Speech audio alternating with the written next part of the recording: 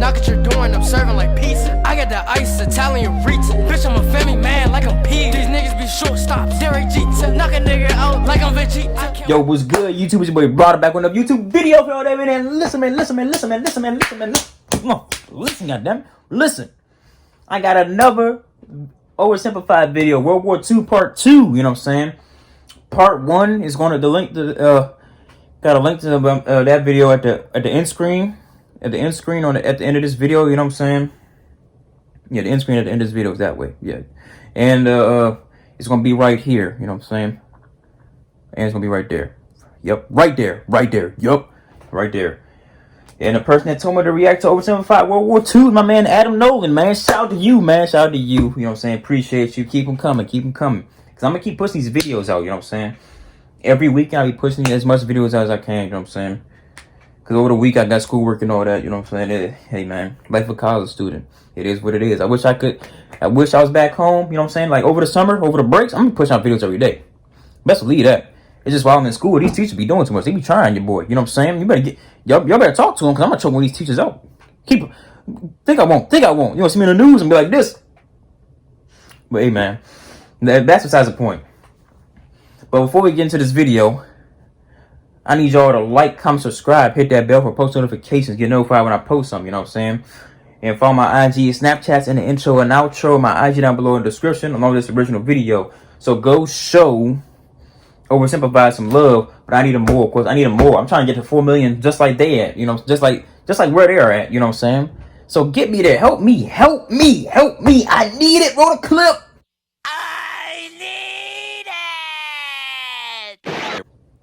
Yeah, man. That would be nice. 4 million. Shoo. Yeah, that's a long ways away, but we're going to get there. We're going to get there one day. One day. Yes, sir. Maybe tomorrow. Someday tomorrow, you know what I'm saying? But, yeah, without further ado, let's get to this video. Shall we? Put it in the basket. Take it out the basket. Put it back in the basket. Let's get it.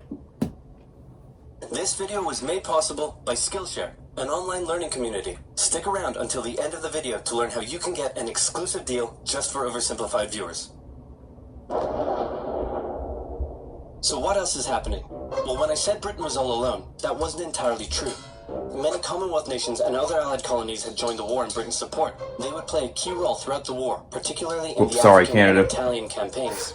On the Axis side, Germany, Italy, and Japan signed a defensive tripartite pact, bringing their military alliance even closer together.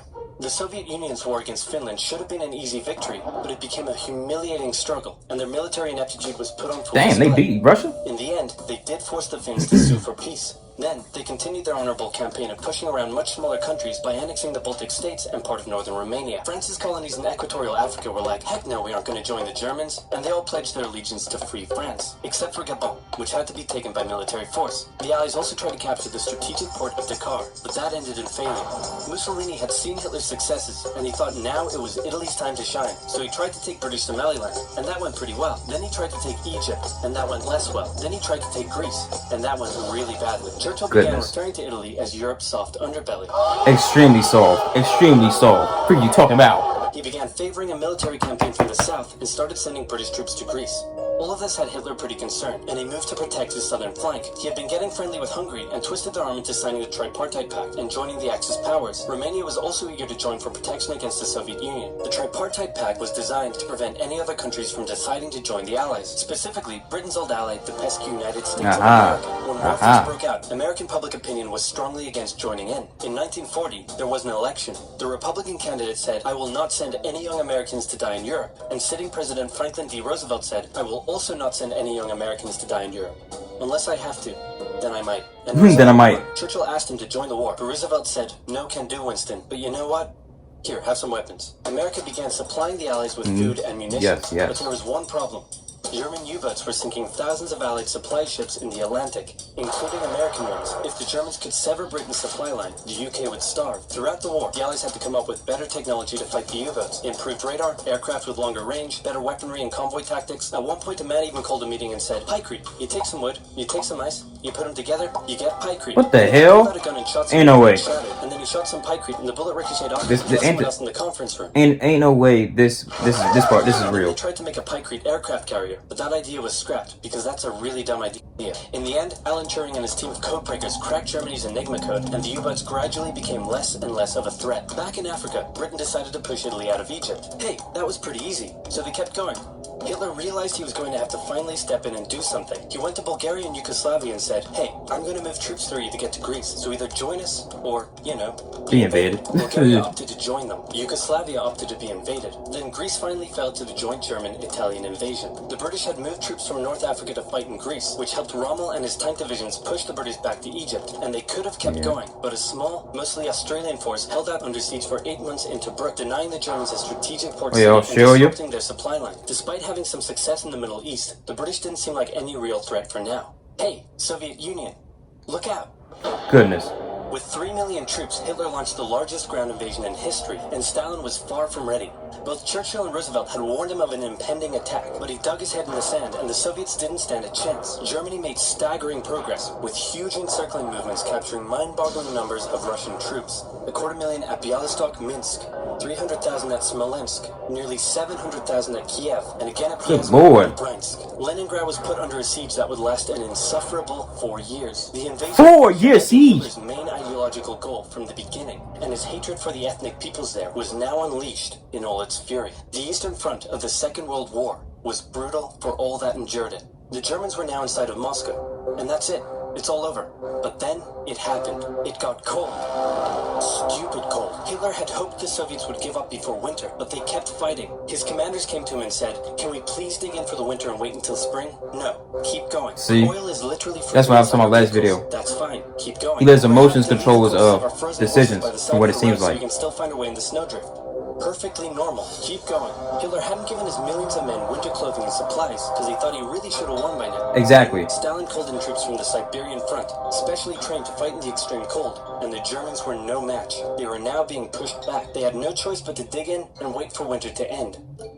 Germany's victories were staggering, and Japan was eager not to miss the victory bus. Their war in China had come to a standstill, but they wanted to keep expanding their sphere of influence and getting the sweet, sweet raw materials. Oh, baby. They began making plans to expand southward, but there was a problem. Southeast Asia was heavily colonized by America and Great Britain. It was also full of ocean. Ocean meant naval combat, and there was no way the Japanese Navy could stand up to the US and the UK. So they thought, wouldn't it be nice if we could destroy their navies before we begin our conquest? And so it was. On December 7th, 1941, the Japanese launched a surprise air raid on the US Pacific Fleet at Pearl Harbor and inflicted a huge amount of damage. They also attacked British colonies in Southeast Asia. Roosevelt had no choice. This is where we come in. War on Japan, and so did Churchill. Hitler then declared war on America, even though he totally didn't have to. The attack on Pearl Harbor seemed like a big Japanese victory, but they didn't attack any of the naval repair yards, fuel storage tanks, or the submarine base, meaning the Pacific Fleet would be up and running again pretty soon. In the meantime, though, the Japanese were able to begin their conquest. They took Guam, the Gilbert Islands, Wake Island, Hong Kong, and the Philippines. They forced Thailand to join them so they could march their troops through to Malaya. They swept through Singapore, North Borneo, the East Indies, New Guinea, the Solomons, and they were now threatening northern Australia and the borders of India. Japan's victory had been astounding to the Germans, and it reinforced the Japanese idea that this was a divine war which they were destined to win. But their victories had been based on speed, not power, and power would eventually catch up with them.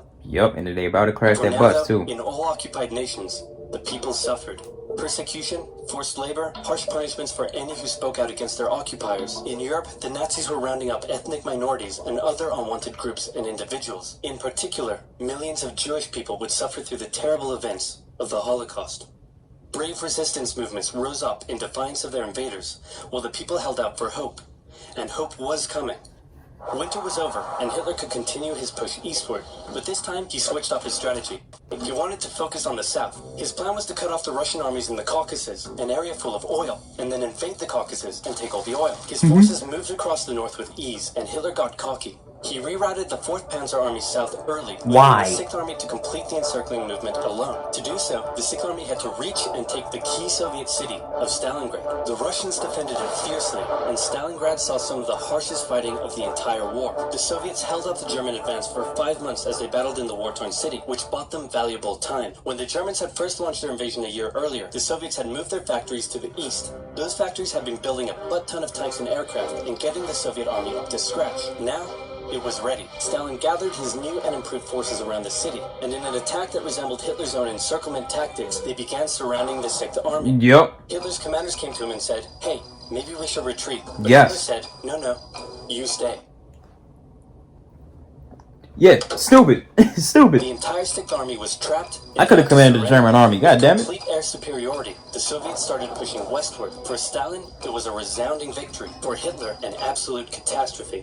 Things also weren't looking too good for Hitler elsewhere. With America now in the war, Allied bombing over German cities reached devastating levels. In Africa, the British had pushed Rommel back again. Then they were pushed back again. And finally, after a decisive battle at El Alamein, and with American and British troops arriving in the west, the Germans and Italians were squeezed out of Africa. Japan was also already seeing its rapid success being turned around. They attempted to take the island of Midway, but the US Navy was ready for the attack, and they sank Japan's carrier. All of them. Actually, they sank a lot of them. Yep. It was a battle from which the Japanese Navy would never recover. British, Indian, and Chinese troops held the line in the harsh jungle terrain of Burma, and the Japanese suffered losses in the Solomon Islands and New Guinea. They began to realize they were not invincible. With the Axis out of Africa, the Allies had to decide their next move.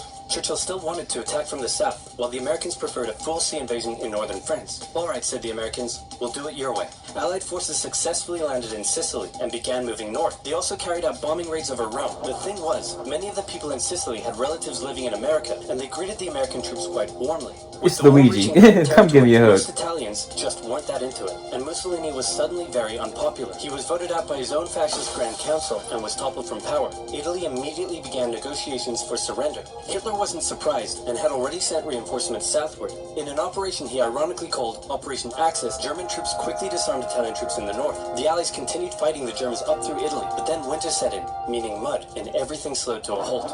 All right, said the Americans, let's do it our way as well. Germany had made itself a lot of enemies, and millions of Allied troops had been gathering in England as factories worked around the clock producing the war material needed for a super crazy massive, the likes of which the world has never seen before, invasion of Europe. The Germans knew an Allied invasion would come, but they didn't know where it would land. Thanks to Allied deception tactics, they thought there was a pretty good chance it would come at Calais, but the Allies were really going to land in Normandy because it was less fortified and the beaches were nicer. Under the careful planning of General Dwight D. Eisenhower, the invasion that had been long in the making was just about ready to go. Just one thing was preventing the launch: the British weather. For a short while, everyone sat around waiting for a decent day, and then it came. On the night of June 5th, over 1,000 bombers took off and raided coastline defenses, while paratroopers were dropped inland in a bit of a chaotic operation, tasked with sabotaging defenses and capturing key bridges to stop any German reinforcements from reaching the beaches. Early the next morning, the barrage came, as Allied ships fired a huge number of shells at the German fortifications, and then the landings. The Americans at Utah and Omaha, the British at Golden Sword, and the Canadians at Juneau. It was a tremendous struggle with a great loss of life,